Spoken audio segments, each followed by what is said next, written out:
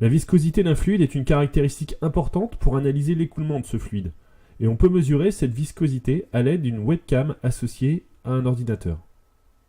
Il nous faut pour cela étudier la chute d'une bille au sein de ce fluide pour déterminer cette viscosité. Aussi, vous disposez du matériel suivant: une éprouvette graduée, du glycérol, des billes de masse et de rayons différents, une webcam et un ordinateur. Lorsqu'on analyse le mouvement de la chute de la bille de masse petit m et de rayon petit r, on recense trois forces. Une première force correspond à la force de gravité, une seconde à la poussée d'Archimède, et enfin une troisième force, une force de frottement, qui est directement liée à la viscosité du fluide. Lorsqu'on lâche la bille dans le fluide visqueux, on observe dans un premier temps une phase d'accélération. Puis la bille atteint une vitesse limite qu'elle conserve le reste de son mouvement. Cette vitesse est directement liée aux caractéristiques de la bille, mais aussi à la viscosité du fluide.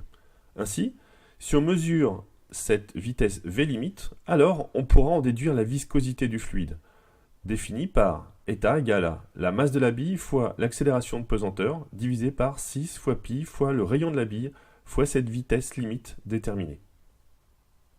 Comment mesurer cette vitesse limite?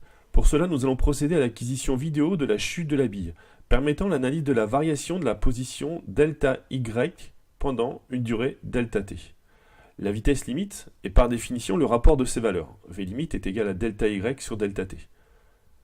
À l'aide d'un logiciel traitant cette vidéo, nous allons repérer les différentes positions de la bille au cours du temps, puis tracer l'évolution de Y en fonction du temps.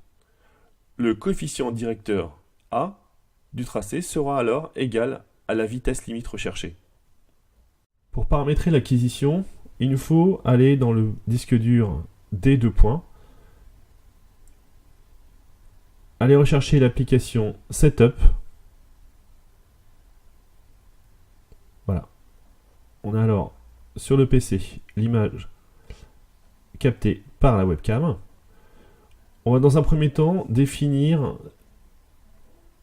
où on va enregistrer les vidéos. Donc ici ce sera dans disque data F2 points. Et puis ensuite on va donc paramétrer comme suit. Alors, on va dans un premier temps définir le filtre de capture. Alors ici, on cochera l'onglet contrôle de la caméra, on décochera automatique et on réglera -6.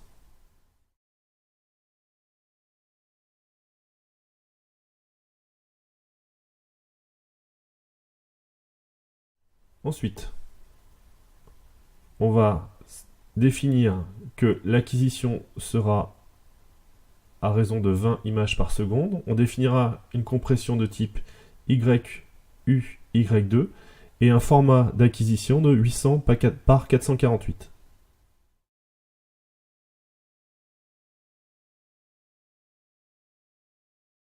Ensuite, on ira décocher l'utilisation du framerate.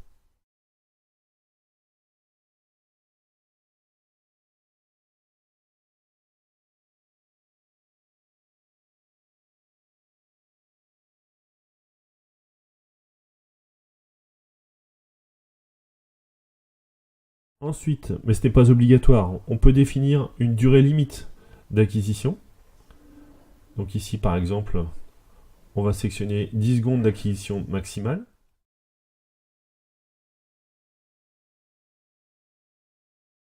Et puis, définir qu'on ne va pas utiliser de compresseur.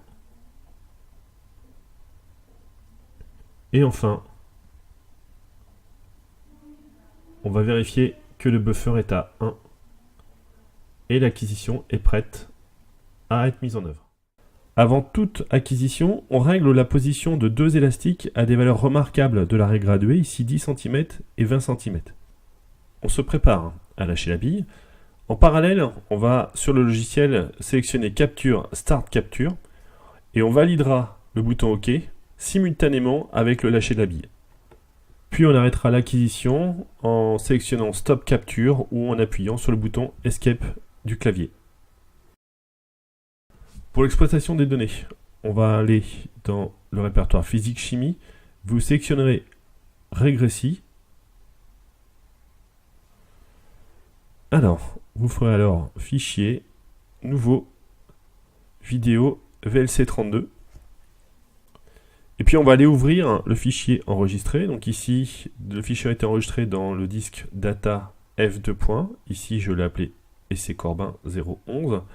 On va aller ouvrir le fichier. On va définir dans un premier temps une origine. Donc ici, en bas de la règle graduée. Puis définir un type d'échelle. Donc axe vers le bas, axe vers la droite. On va ensuite définir ici le début de l'échelle sur le premier élastique, le second sur le deuxième élastique. La longueur en mètres, eh bien c'est 0,1 mètre puisque c'est 10 cm entre les deux élastiques. Ensuite, on va aller sélectionner le début de l'acquisition pour laquelle apparaît la bille. On va effectuer différentes mesures. Pour ça, vous cliquerez sur l'icône mesure. On va sélectionner un premier point. Alors ici, moi, pour chaque image, je me suis intéressé au bas de la bille qui est plus facile à repérer. Une fois que c'est fait, on appuie sur Stop. L'ensemble des mesures apparaissent à droite de l'écran. On va traiter ces mesures. Donc on sélectionnera Graphe. On va définir dans un premier temps les coordonnées. Par défaut, c'est en X. Eh bien, on va sélectionner le temps pour l'abscisse X. On valide.